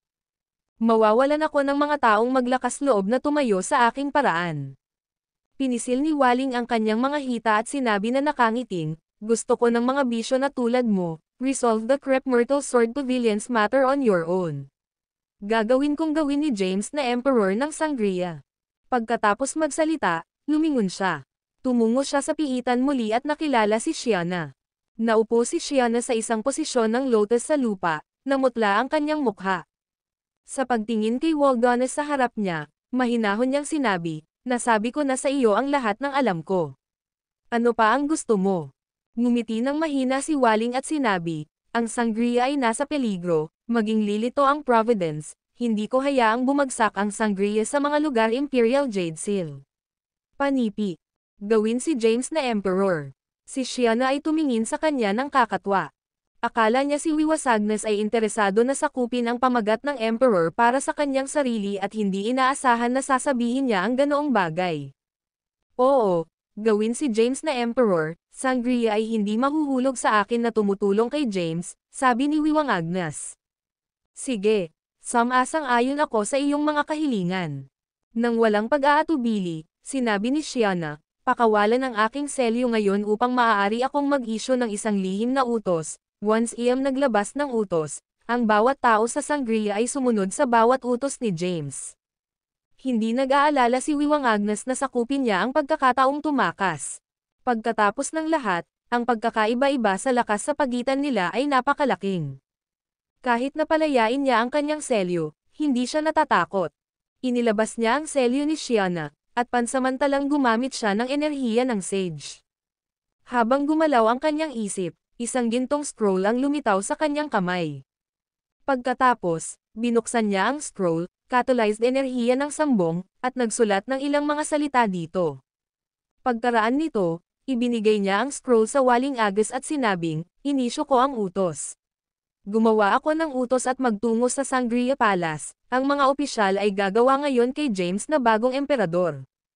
Habang ang isang ngiti ay sumulpot sa kanyang mukha, sinulyapan ni Waldones ang scroll bago ay silang ang base ng paglilinang ni Shiana. Habang gumalaw ang kanyang isip, isang gintong scroll ang lumitaw sa kanyang kamay. Ang video na ito ay edited by Urban Storytelling. Kabanata 2604 sa kamay na nasa kamay, iniwan ni Waldones ang piitan at hinanap si James. Nang makita niya si Waldones, tinanong ni James, ano ang mali, Waling? May bagay ba? Panipi. Nakasuot ng isang mabangis na ekspresyon, sinabi ni Wiwang Agnes, nakatanggap lang ako ng balita na naiwan ang Empress Shiana at ang Crep Myrtle Swordmaster. Kaliwa, tanong ni James, nagtaka, saan sila nagpunta? Sumagot si Wiwang Agnes, iniwan ni Empress Shiana ang isang mensahe sa likod ng pagsasabi na nalaman niya na upang makuha ang mana ng swordsmanship ng Crep Myrtle Sword Pavilion, kailangan muna nating makakuha ng dalawang item ang Crep Myrtle Divine Sword at Sangria's Imperial Jade Seal. Gayunpaman, dahil ang dalawang item na ito ay matagal nang nawala, lumabas sila upang hanapin ang mga ito. Panipi. Talaga, nagdududa si James. Narito, tingnan. Kinuha ni Waldones ang utos na inisyo ni Shiana. Tinanggap ni James ang scroll at binuksan ito. Sa sandaling iyon, ang mga karakter sa scroll ay nabuhay sa buhay at dahan-daang material upang makabuo ng isang figure. Ito ay Shiana. Nakatayo sa harap ni James, nagsalita si Shiana sa isang malambing na tinig, ako si Shiana Sadie. Lumitaw ang Fated. Upang palayain ang selyo ng Crep Myrtle Sword Pavilion, ang Fated One ay nangangailangan ng Imperial Jade Seal ng Sangria at ang Crep Myrtle Divine Sword ng Sword Pavilion. Sa kasalukuyan, ang Crep Myrtle Swordmaster at ako ay naghanap ng mga item. Gayunpaman, ang Sangria ay nasa malalim na peligro habang nagsasalita kami. Dahil ang bansa ay hindi maaaring walang pinuno, ipinapasa ko ngayon ang aking posisyon kay James Caden, ang nabigo. Ang bawat mamamayan ng Sangria ay susundin ang kanyang bawat utos mula ngayon. Panipi. Pagkatapos magsalita, unti-unting nawala ang kanyang figure. Sinara ni James ang scroll. Si Waldones ay nakangiting, kita nyo, nagsasalita ako ng katotohanan. Ito ay naiwan ni Empress Shiana, sa ay iniwan nila upang maghanap ng Imperial Jade Seal at ang Crep Myrtle Divine Sword, iniwan niya sa iyo ang posisyon ng Emperor ng Sangria. Binabati kita, James, or dapat ko bang sasabihin, iyong kamahalan. Gayunman, Si James ay nakasuot ng isang nag-aalala na ekspresyon sa kanyang mukha. Emperor. Hindi niya nais na maging emperor ng Sangria. Bukod, si Sangria ay kasalukuyang inaatake ni Corinth. Sa ngayon, tila ito ay isang masalimuot na gawain. Bakit parang ayaw mo, James? Nang mapansin ang ekspresyon ni James, tanong ni Walganes. Well, tumango si James at sinabing, hindi ko nais na maging emperador, being emperor ay nangangahulugang ang mga responsibilidad ni Sangria, may na ang Sangria ay inaatake ni Corinth, nangangahulugan ito na kailangan kong linisin ang gulo. Tinapik ni Walganes ang kanyang likuran at sinabi na nakangiting, huwag kang mag-alala, iwanan mo na lang ang lahat sa akin. Walang pag-aalala tungkol sa isang Corinth, bay na pinagsasama ang ating mga puwersa, maaari rin nating malupig ang mundo. Tiwala si Walganes sa kanyang lakas. Kailangan niyang gawin ang lahat ng kanyang makakaya upang matulungan si James upang makakuha ng hindi kapani-paniwalang providence. James, dahil hinirang ka ni Empress Shiana para sa posisyon, hindi mo siya pababayaan. Ayon sa plano ni Walganes, pinlano niyang gawin muna si James na emperor at lutesin ang krisis na kinakaharap ni Sangria. Pagkatapos, hahanapin niya ang Imperial Jade Seal at ang Crep Myrtle Divine Sword. Dahil ang mundong ito ay selyadong, hindi isang solong buhay na maaaring umalis. Kaya, ang Imperial Jade Seal at ang Crep Myrtle Divine Sword ay dapat pa rin sa Planet Galileo. Bagaman ang pag-aaral ay magiging oras, tiyak na mahahanap nila ang mga item doon. Pagkatapos, iniwan ng dalawa ang Crep Myrtle Sword Pavilion. Tulad ng para sa mga gawain ng Crep Myrtle Sword Pavilion, inayos ni Walganes na makitungo sa kanila ang Yanina.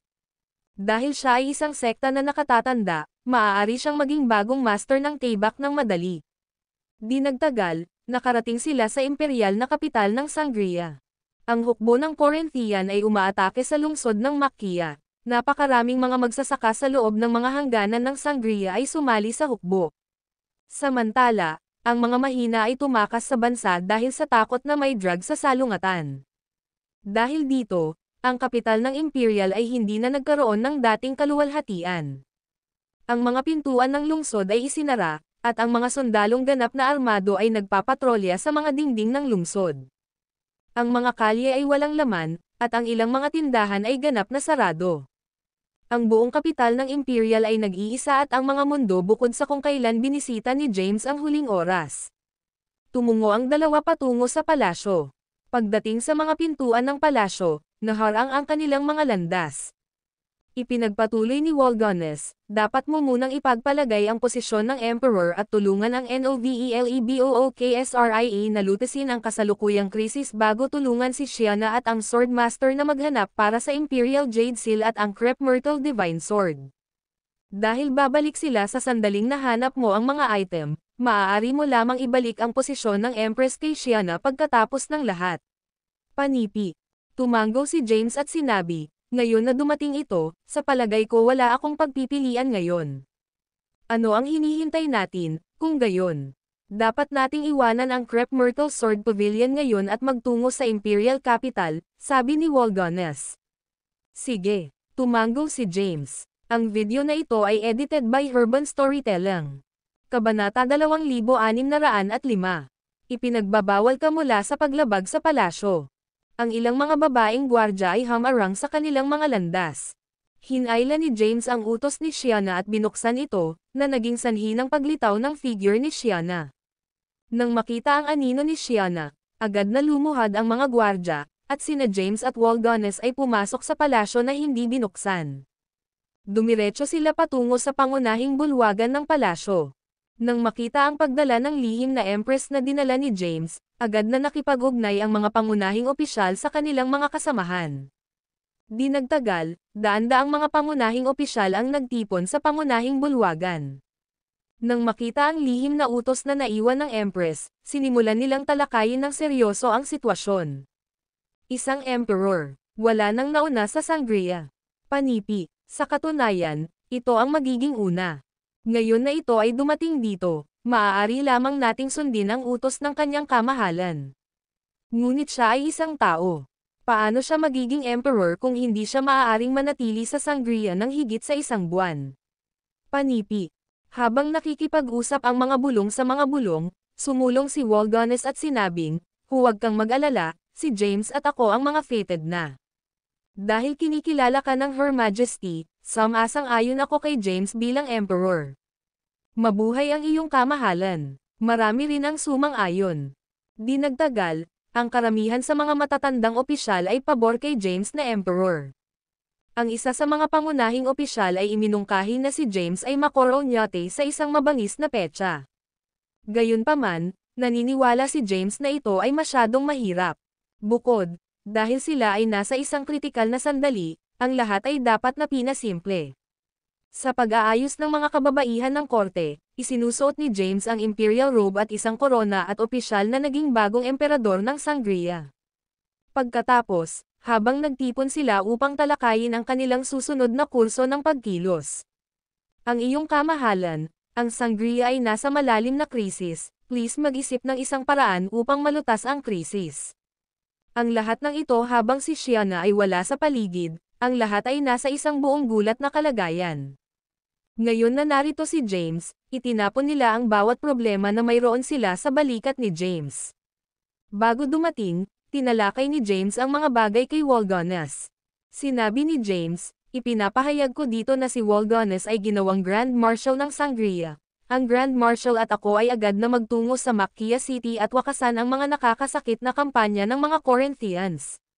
Sa unang pagkakataon na nagtipon siya ng isang pulong, inihayag niya ang posisyon ni Walgones at bumalangkas ng isang plano. Sa kakanyahan, sina James at Walgones ay pupunta sa Macchia City kaagad kasama ang hukbo ng Sangrian at itulak ang pag-atake ng hukbo ng Corinthian. Ang video na ito ay edited by Urban Storytelling. Kabanata 2606 matapos ang Emperor ni James ay naging Emperor ng Sangria. Iniwan niya ang kapital ng Imperial sa tabi ni Walgones at nagmadali na patungo sa Wachia City. Kasabay nito, dumaan sila ng maraming mga lungsod. Ang mga ito ay dating nakagaganyak na mga lungsod, kung saan ang mga kalye ay puno ng mga nakamamanghang kagandahan. Ngayon, dahil sa digmaan, naging nag-iisa sila. Ang mga kalye ay walang laman, at kakaunti lamang ng mga tao ang makikita na naglalakad. Nang makita ito, nagbuntong hininga si James. Ang nasabing isang kahanga-hangang bansa, dahil sa digmaan, gayunpaman, ang karamihan sa populasyon ay tumakas. Tinapik ni Wiwang Agnes ang balikat ni James at inaliw siya, na nagsasabing, lahat ay magiging maayos. Ang bagay na ito ay malapit ng malutas, once Corinth surrenders and retreat, ang mga magsasaka na umalis sa Sangria ay babalik. Magmadali tayo. Si James ay hindi nagtagal sa nasirang lungsod na ito. Pinahusay niya ang tunay na kakanyahan at lumipad ng buong bilis. Matapos lumipad ng ilang araw ng diretso, sa wakas ay nakarating sila sa Macchia City. Ang lungsod ng Macchia ay isang lungsod ng Sangrian na matatagpuan malapit sa hangganan. Kahit na hindi ito isang nakagaganyak na lungsod sa pamamagitan ng anumang mga pamantayan, hindi rin ito itinuturing na paatras. Si James at Walgones ay lumitaw sa labas ng lungsod. Ang mga pader ng lungsod ay daan-daang metro ang taas, at itinayo sila gamit ang itim na granite. Sa mga dingding, maraming sundalo ang nagpatrol sa lugar, at ang malaking gate ng lungsod ay mahigpit na isinara. Walang isang tao sa mga lansangan ng lungsod. Si James at Waling Agus ay hindi lamang nakipag-ugnay sa lungsod. Sa halip, pagkatapos na bumaba mula sa kalangitan at patuloy na lumapag sa lupa, nagtungo sila sa mga pintuan ng lungsod. Bago pa sila lumapit sa mga pintuan ng lungsod, gayunpaman, natuklasan sila ng mga gwardya ng patrolang. Dumating na ang kanyang kamahalan. Buksan ang mga pintuan. Panipi. Boomed ang boses ni Walgones. Bilang balita ng coronation ng isang bagong emperador ay kumalat sa Macchia, alam ng bawat sundalo dito na si James ang bagong emperador. Creak. Ang mahigpit na pag-shotgate ay dahan-daang binuksan, at maraming mga babaeng sundalo na nakasuot ng sandata at tumayo sa dalawang hilera bago lumuhad. Lahat ng yelo ng kanyang kamahalan. Nagsalita sila ng magkakaisa. Bumangon. Lumakad si James sa kanila at kumaway ng bahagya. Si Walgones at siya ay lumakad papunta sa lungsod. Sa sandaling iyon, isang babaeng general na nagmamadaling lumakad papunta sa kanya. Nakasuot ng pulang sandata at gumamit ng isang taybak sa kanyang baywang, pinalabas niya ang isang nag-uutos na aura. Lumuhad siya sa isang tuhod, na nagsasabing, ang iyong kamahalan. Siya ang general na nasave ni James sa Yoruba Valley. Lumakad papunta si James sa kanya at tinulungan siya, na nagsasabing, sa kadalian, general. Tumayo ang babaeng general. Napansin ni James na mapatla ang kanyang mukha, at may mga bitik sa kanyang sandata. Maliwanag na nakaranas siya ng mga pinsala mula sa pagsali sa isang mabangis na labanan. Tinanong niya, ano ang sitwasyon sa ngayon? Sa ganitong paraan, ang iyong kamahalan. Iulat ko ang sitwasyon sa mansyon ng Lord. Ang Fernail General ay gumawa ng isang malugod na kilos. Tumango si James. Pagkatapos, sa ilalim ng pamunuan ng babaeng general, tumungo si James sa mansyon ng Lord. Maraming sundalo sa mga lansangan. Ang ilan ay nagpapagaling sa kanilang mga pinsala sa pamamagitan ng pag-upo sa isang lotus na posisyon, samantalang ang iba ay tinatrato ang mga sugat ng kanilang mga kasama. Tumango si James. Ang video na ito ay edited by Urban Storytelling. Kabanata 2607. Kahit na maraming tao sa loob ng lungsod, walang nagsalita ng isang salita. Isang nakamamatay na katahimikan ang pumuno sa hangin. Di nagtagal, nakarating sila sa City Lord's Mansion. Sa foyer, isang dosenang general ang nakaluhod. Ang lahat ng mga ito ay nagtataglay ng napakalaking lakas, na naabot na ang ranggo ng pagdurusa, gayunpaman, mayroon pa silang maging sage. Umupo si James sa pangunahing upuan at hinawakan ng bahagya ang kanyang kamay, na nagsasabing, madali. Salamat, ang iyong kamahalan. Tumayo ang lahat. Tinanong muli ni James, ano ang sitwasyon ngayon? Humakbang ang babaeng general at sinabi, ang iyong kamahalan, ang mga puwersa ng Corinthian ay umatras mula sa mga hangganan ng Sangria. Batay sa katalinuhan ng aming mga taga-manman, umatras sila sa Yoruba Valley at ngayon ay nakagarrison sa isang kagubatan doon. Panipi. Tinanong ni James, kumusta ang sitwasyon sa labanan? Ang iyong kamahalan, ang mga puwersang Corinthian ay nagtitipon at umaatake sa lungsod ng Makia hindi pa nagtagal. Ang aming mga puwersa na nakatago sa loob ng lungsod ay ipinagtanggol ang bawat pulgada ng aming teritoryo na matapang at nakikibahagi sa maraming mga pag-ikot ng mabangis na laban-laban sa ating kaaway. Panipi. Mula sa umpisa pa lamang, pinalipat ni Sangria ang isang 10 milyong hukbo. Mayroon din kaming maraming mga magsasaka na nagboluntaryo upang gumawa ng mga kontribusyon sa pagsisikap ng digmaan sa pamamagitan ng pagiging isang sundalo.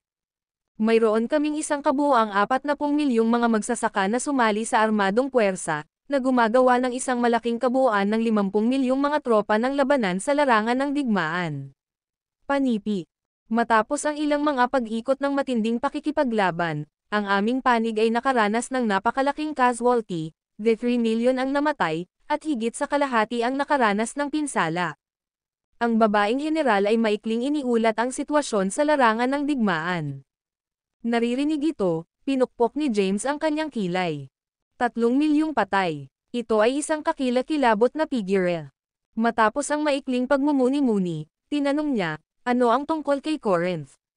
Gaano karaming mga kalalakihan ang kanilang pinapakilos?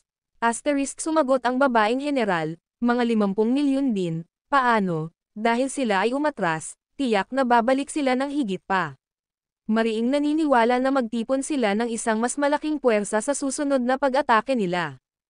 MHM. Tumango si James. Tinanong siya ni Wallen Gus sa tabi, James, ano ang plano mong gawin sa susunod? Hinaplos ni James ang kanyang mga templo at sinabi pagkatapos ng isang maikling sandali, ang Corinth ay walang awa na ambisyoso, judging sa pamamagitan ng sitwasyon sa larangan ng digmaan, sila ay nakayuko sa pagsakop sa Sangria, hindi magiging negosasyon.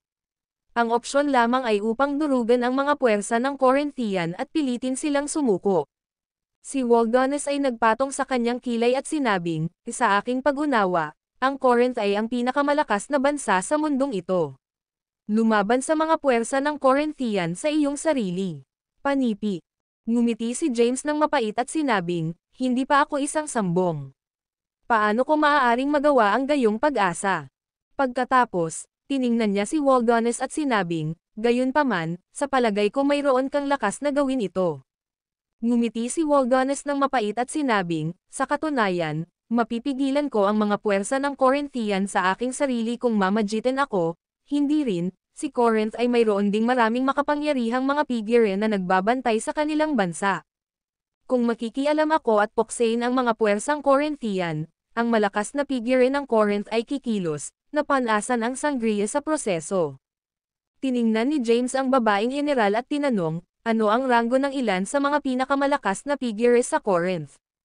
Sumagot ang babaeng general, ayon sa aming katalinuhan, ang pinakamalakas na pigire ng Corinth ay ang patriarch ng Corinth sect, he's a sage king sa sage rango ng sage rango. Ang ikawalong yugto ng sage rank. Sumimangot si James. Kahit na maaari niyang talunin ang isang sambong, wala siyang magagawa laban sa isang sambong sa ikawalong yugto ng rango ng sage.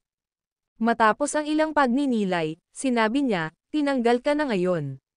Tatalakayin ko ang bagay na ito sa Grand Marshal. Panipi. Ang digmaan ay hindi paglalaro ng bata. Ang isang solong maling desisyon ay maaaring magdulot ng milyon-milyong mamatay, kaya't kailangang magpatuloy si James ng may pag-iingat. Kailangang iwasan niya ang kumikilos ng walang pasubali at magbalangkas ng isang detalyadong plano. Naunawaan. Ang babaeng general ay umalis sa tabi ng iba pang mga general. Di nagtagal, sina James at Waldones lamang ang nanatili. Sinulyapan ni James si Waldones at tinanong, Waldones, hindi ko makita ang iyong base ng paglilinang, ano ang iyong ranggo sa ngayon? Ang video na ito ay edited by Urban Storytelling.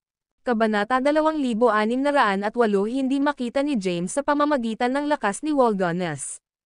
Ito ay maaaring mga hulugan lamang ng dalawang bagay. Isa, ang base ng paglilinang ni Waldones ay umabot sa gayong taas na kahit na hindi niya makita. Dalawa, si Wiwasagnas ay nagtanim ng ilang uri ng pamamaraan ng paglilinang upang maitago ang kanyang base sa paglilinang.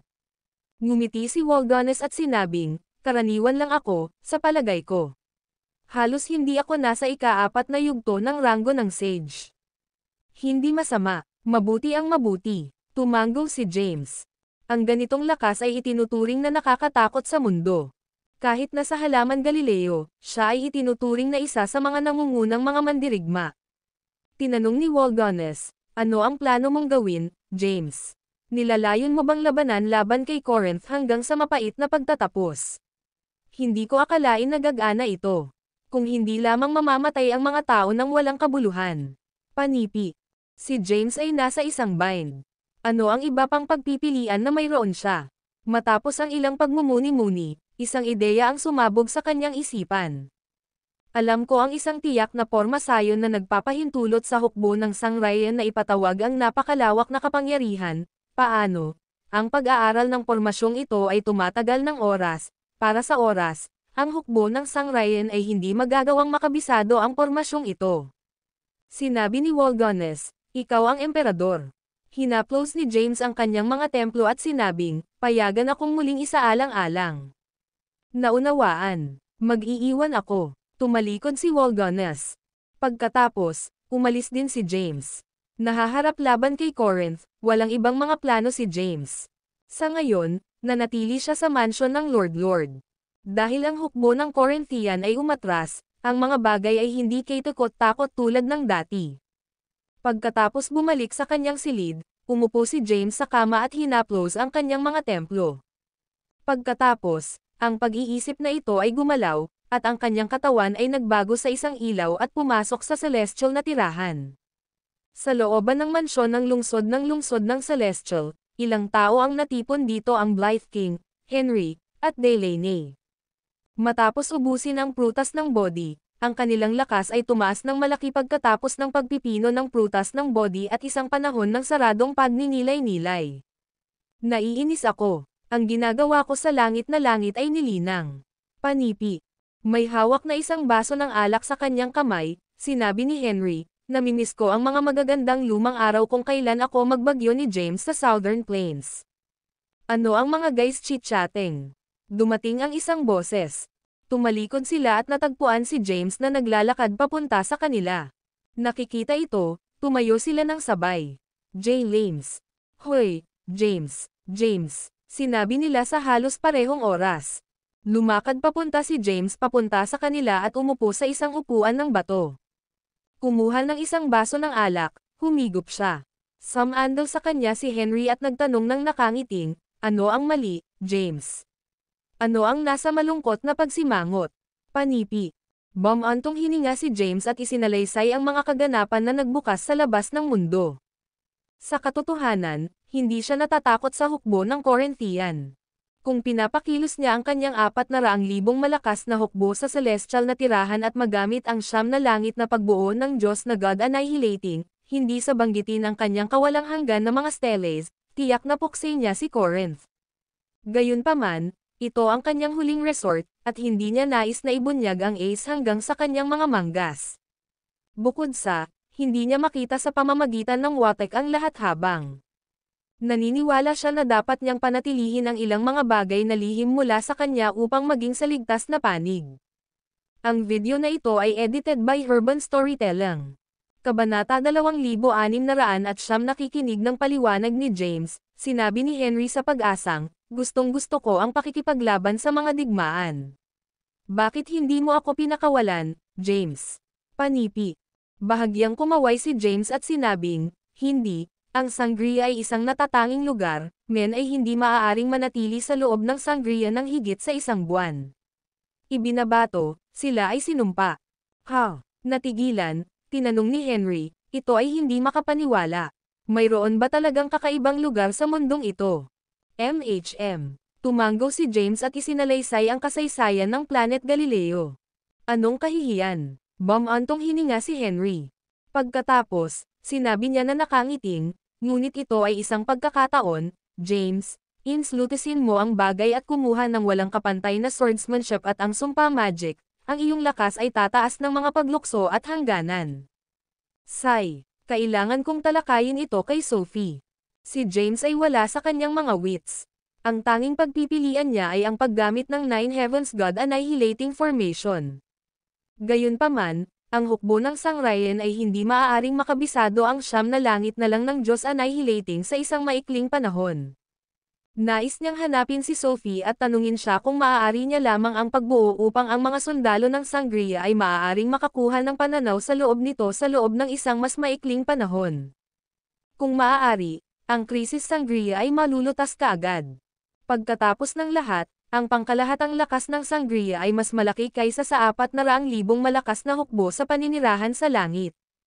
Kahit na sa isang pinasimple na bersyon ng Nine Heavens Gudihilating Formation, ang kanilang lakas ay nakakatakot pa rin. Ipinikit ni James ang kanyang mga mata at naramdaman ang paninirahan sa langit. Habang tumaas ang kanyang lakas, mas maraming mga lugar sa loob ng celestial na tirahan na maaari niyang maramdaman. Pagkaraan ng ilang oras, natuklasan niya na si Sophie ay nasa isang saradong pagmumuni-muni ng pintuan sa isang manor na malalim sa loob ng langit na paninirahan. Gayunpaman, ang manor na ito ay isang pinigilan na lugar para sa kanya. Sa kanyang kasalukuyang lakas, hindi siya makapasok sa lugar na ito. Gaano kahirap, nag-furrow si James ng kilay niya. Pagkatapos, nagsimula siyang makipag-ugnay kay Sophie. Matapos tawagan ang kanyang pangalan ng ilang beses, walang tumugon. "Tatay." Isang boses ang dumating. Itinaas ni James ang kanyang ulo at nakita ang isang kaakit-akit na babaeng mukhang naglalakad papunta sa kanya. May suot na lilang damit, ang hitsura ng babae ay medyo kahawig ni Thea. "Winnie." Tumayo si James at tiningnan siya ng isang ngiti ng pagsamba. "Tatay, hayaan mo akong tulungan ka." Lumakad si Winnie sa kanya at sinabi. Matapos ubusin ang prutas ng body at pagpasok ng isang saradong pintuan ng pagmumuni-muni, ako ay naging isang sambong. Bukod dito, nasa ika-5 yugto na ako ng Sage Rank. Panipi. Ang ika-5 yugto ng Sage Rank. Nagyelo si James. Ayon sa kanyang memorya, bata pa si Winnie. Gayunpaman, sa isang sulyap ng isang mata, siya ay naging isang may sapat na gulang.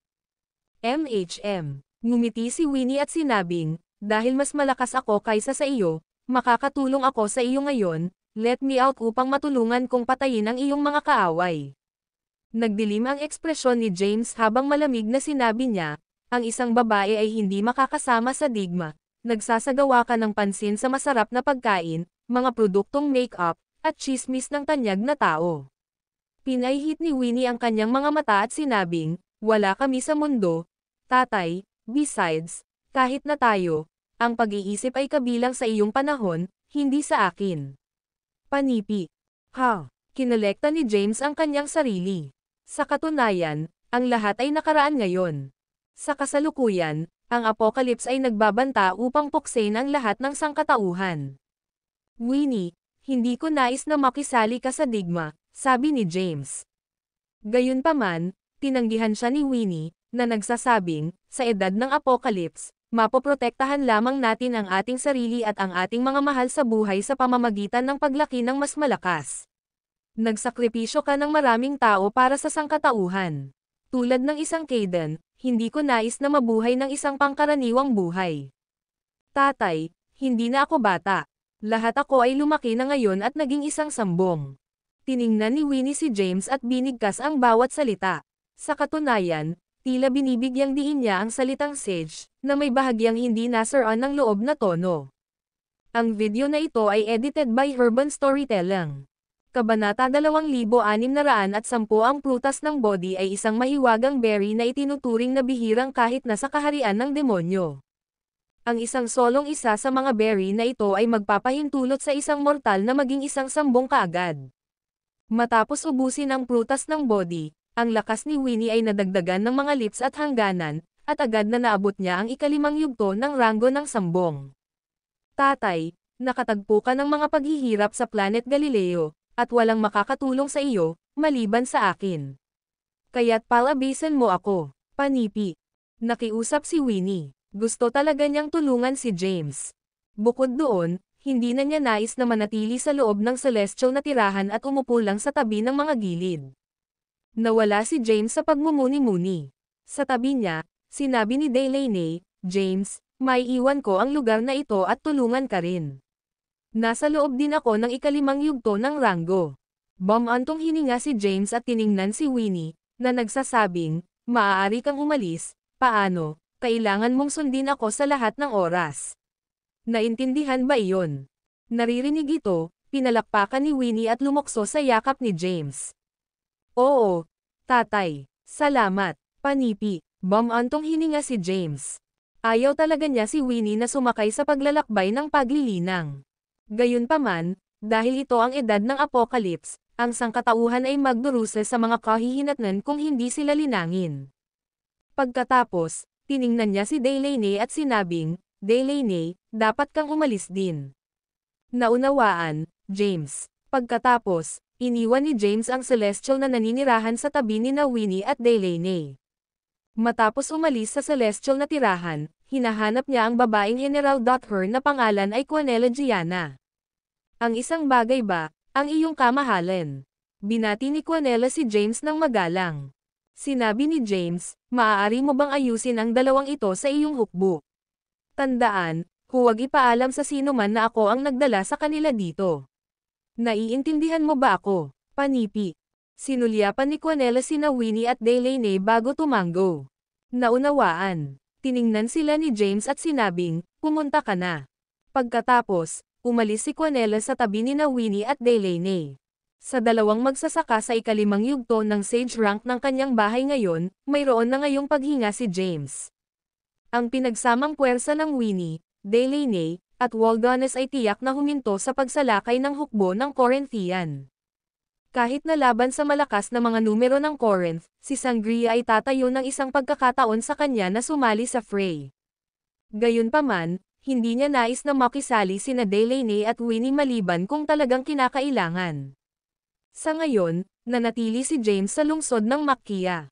Samantala, matapos na umatras ang hukbo ng Corinthian mula sa mga hangganan ng Sangria, sila ay nag-garrison sa labas ng Yoruba Valley. Kasabay nito, bumalik ang Chancellor sa kapital ng Imperial ng Corinthian at iniulat ang sitwasyon sa larangan ng digmaan. Matapos ang Corinth ang pangalawang narinig ng sitwasyon, umungal siya, basura, kayong lahat. 10 milyong kalalakihan at hindi ka maaaring kumuha ng isang solong lungsod. Panipi. Mangyaring puksain ang iyong galit, ang iyong kamahalan. Madaling sinabi ng Chancellor, desidido ang Sangria na hawakan ang Makkia City sa anumang gastos. Bukod, Ang aming mga puwersa ay hindi maaaring manatili sa mga hangganan ng sangria ng matagal dahil sa sumpa. Panipi. Ang Corinth ang pangalawa ay agad na nag-utos, mag-order ng bawat sekta at pamilya na ipadala ang kanilang pinakamalakas na magsasaka. Hahawak ako sa iyo na responsable kung hindi ka makukuha sa sangria sa susunod. Panipi. Naunawaan. Naunawaan. Bumantong hininga ang Chancellor. Tulad ng ibinigay ni Corinth na pangalawa ang kanyang order, ang bawat sekta at pamilya sa Corinth ay nagpadala ng kanilang mga kilalang alagad. Kasabay nito, marami pang mga magsasaka ang sumali sa ranggo ng hukbo ng Corinthian. Sa isang maikling oras lamang, nagtipon sila ng isang pinagsamang puwersa ng 100 milyong kalalakihan.